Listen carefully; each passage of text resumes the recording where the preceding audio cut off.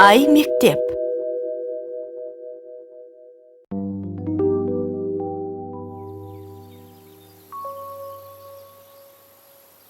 Аға, маған бірыңғай мүшелерді түсіндіріңізші. Ол үшін сен қандай гүлдер әдемі екенін айтшы. Ақ, қызыл, сары, көк, бәрі де әдемі. Иә, гүлдердің бәрі де әдемі, нәзік болады. Бірақ гүл бар жерде ара болатыны жаман. Олар бал жасайды ғой. Неден? Қайда жасайды?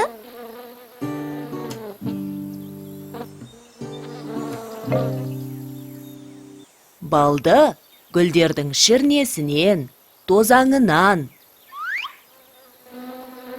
өз ұяларында, омарталарда жасайды. Бұл бал емес қой. Гүлде дайын бал болмайды. Аралар гүлден жинаған шірнені ұядағы басқа араларға апарады да қайтадан ұшып кетеді.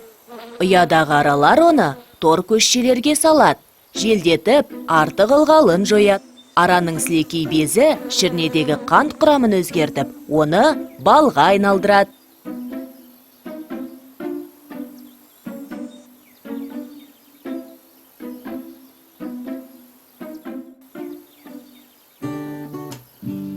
Балдың гүл шірнесінен, тозаңынан жасалатынын білмеппін. Сонда балды екі түрлі нәрседен, екі жерде де жасайды екен ғой.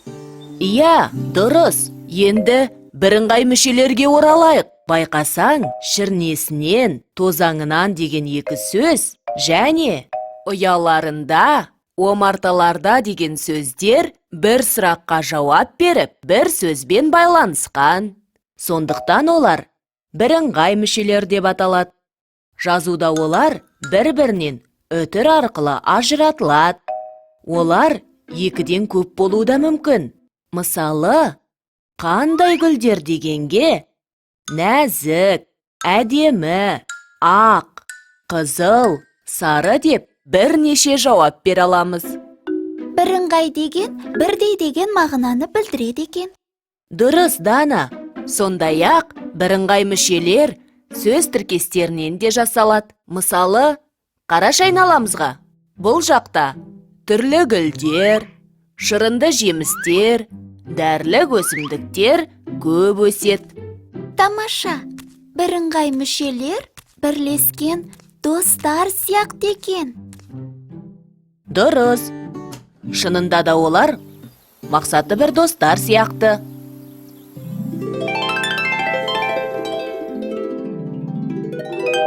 Қайталайық. Бірыңғай мүшелер.